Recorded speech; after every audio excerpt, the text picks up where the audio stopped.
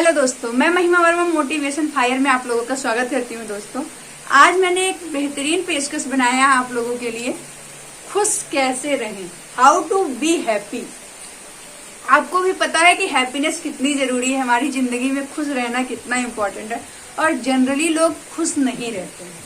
किसी को देखो तो कोई ना कोई प्रॉब्लम सबको है, चाहे कोई अमीर हो या गरीब हो, हर इंसान अपने आप में परेशान है। जिसके पास पैसा है वो भी परेशान है, जिसके पास नहीं है वो भी परेशान है। तो खुश कैसे रहा जाए।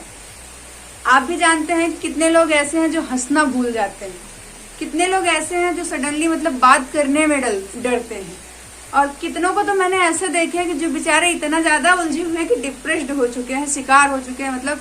हमेशा बात करने से डरते हैं, कुछ करने से उनको डर लगता है, कहीं पे भी बोलने से डर लगता है। हैप्पी ही नहीं रहते, हैप्पीनेस ही गायब हो चुका है। तो मेरा इसी के अकॉर्डिंग आज का मेरा टॉपिक है हाउ टू बी हैप्पी, हम खुश कैसे रहें। तो इसमें मेरा पहला पॉइंट है अपना मन पसंदीदा काम करिए। जैसे है ऐसे काम करें जिसमें आपको खुशी मिले। अब आपको भी पता है कि कितने लोगों का सबका अपना अलग अलग ड्रीम होता है, अलग अलग सपना है कि मैं ये करूंगा वो करूंगा। कुछ लोगों को सिंगिंग करना बहुत अच्छा लगता है और उनको अच्छा लगता है, कुछ लोग को डांस करना, कुछ को पढ़ना अच्छा लगता है, तो कोई ऐसे हैं जिनको कुकिंग बहुत अच्छा लगता है। तो आपको जो अच्छा लगे, लाइफ में जरूरी नहीं कि जो आपको प्रेशर में आप कोई भी काम अच्छा नहीं कर पाएंगे। तो जो भी आपको अच्छा लगे जीवन में वही करिए। किसी के अकॉर्डिंग मत चलिए कि नहीं भाई तू ये कर वो कर, नहीं। जब तक आप दूसरों के अकॉर्डिंग चलेंगे आप खुश नहीं रह सकते। जिसमें आपको खुशी मिले, जो काम आप दिल से करें, जो आपको अच्छा लगे वो करिए आप। जैसे कुछ लोग का पैशन अलग होता है, प्रोफेशन अलग होता है। अगर पैशन उनकी सिंगिंग है तो लेकिन प्रोफेशन में कुछ और होता है। तो आपको जिसमें भी खुशियां मिले, जरूरी नहीं वो काम, हर काम छोटा या बड़ा कोई काम नहीं होता।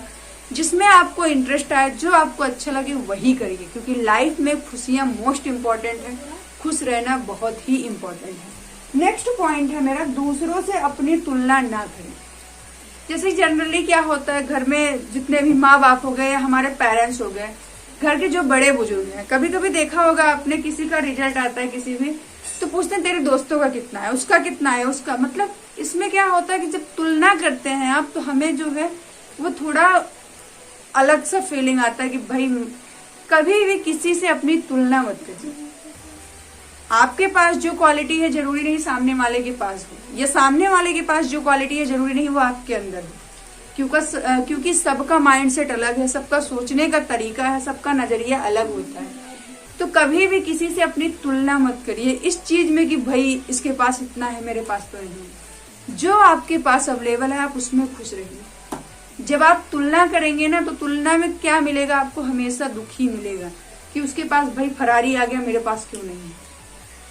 तो फिर ये खुशी का तो वो नहीं है ना, आप और ज्यादा डिस्टर्ब हो जाएंगे और ज्यादा परेशान हो जाएंगे कि मुझे भी अब ऐसे लेना है तो लेना। भाई कैसे, जब तक आप हैप्पी नहीं रहेंगे, जब तक आप अपने काम में 100% एफर्ट नहीं डालेंगे, कैसे हो पाएगा, नहीं होगा। तो कभी भी किसी और से तुलना मत करिए। इस लेवल पर तो मत करिए कि भाई उसके पास ये चीज है मुझे भी चाहिए, ऐसे में मत करिए। अगर आपको तुलना ही करना है तो ऐसे में करिए कि भाई वो इतना अच्छा कर रहा है, बेहतर कर रहा है, उससे सीखिए, आप भी बेहतर करिए। तुलना भी कई तरीके से होती है, तो आप कभी भी अपने आप की तुलना किसी और से मत करिएगा। नेक्स्ट पॉइंट है रचनात्मक और नई चीजें करिए। रचनात्मक से तात्पर्य यहाँ पे मेरा है एक्टिविटी वगैरह।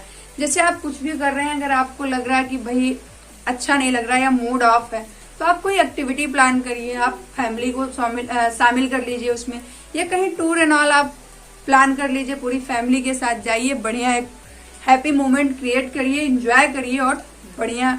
क्योंकि आपको भी पता है कि आजकल की जो दुनिया है या जो यूथ है, इतना ज्यादा काम रहता है लोगों के पास, इतना परेशान है कि फैमिली के लिए भी टाइम नहीं मिल पाता है लोगों को। तो कभी अगर आपको लग रहा है कि भाई मैं एकदम डिस्टर्ब हूँ, कुछ करने का मूड नहीं, बस एक ट्रिप बनाइए, टूर बनाइए, कोई एक्टिविटी प्लान करिए, पूरे परिवार को साथ लीजिए, निकल लीजिए, कहीं पर भी जाइए, कुछ भी करिए। तो जिससे क्या होगा, आपको खुशियां मिलेंगी। तो कोई एक्टिविटी प्लान कर लीजिए, कुछ भी कोई गेम प्लान करिए जिसमें आप खुश रहें। नेक्स्ट पॉइंट है रिश्तों में स्पष्टीकरण रखें। जैसे कभी कभी क्या होता है कि कुछ लोग दोस्त हो गए या वैसे में भी हो गए, तो रिश्तों से भी हमें प्रॉब्लम होने लगती है। कोई कोई रिश्ते ऐसे हैं कि जिसमें हमें उलझन सी महसूस होने लगती है। तो हमेशा अपने रिश्तों को जो है स्पष्टीकरण में रखिए कि भाई नहीं, यहाँ तक होना चाहिए, इसके आगे बेकार है, यही लिमिट है।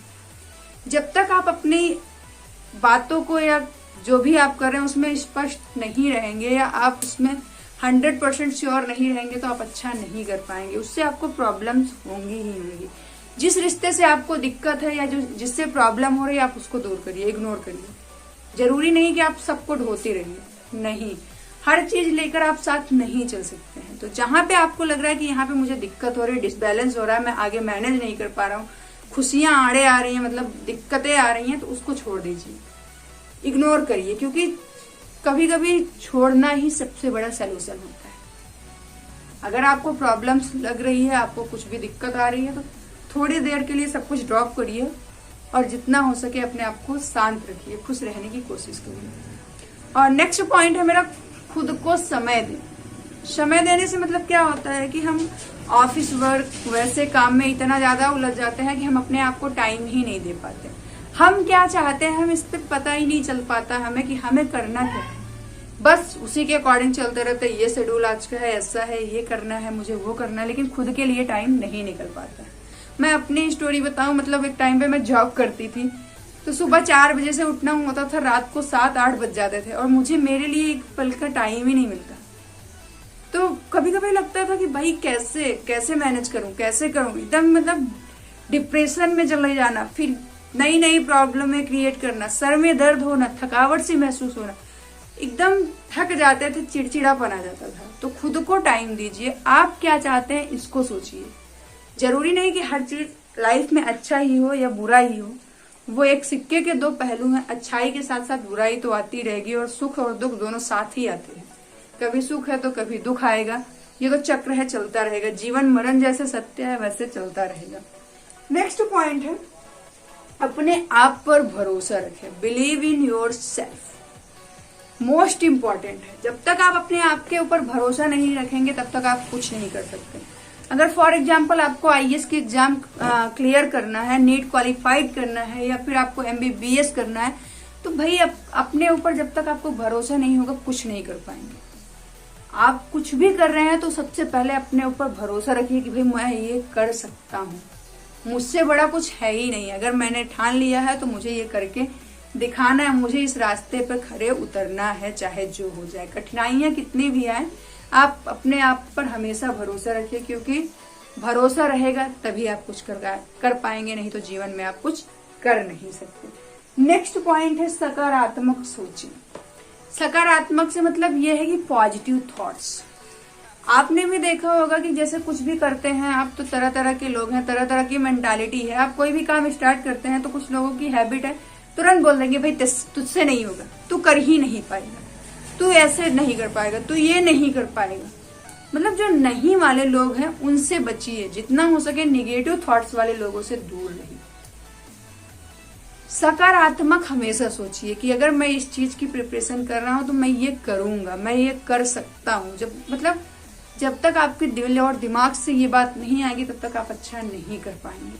तो जितना हो सके सकारात्मक सोचें और अच्छा करें, क्योंकि आप भी जानते हैं अगर आपको दिक्कत हो रही है, कुछ भी प्रॉब्लम्स आ रही है, तो आप मेडिटेशन करिए। सुबह उठिए, मॉर्निंग में एक रूटीन बना लीजिए, मेडिटेशन करिए, डीप ब्रीदिंग करिए, सुबह टहलने निकल जाइए, खुली हवा में रहिए।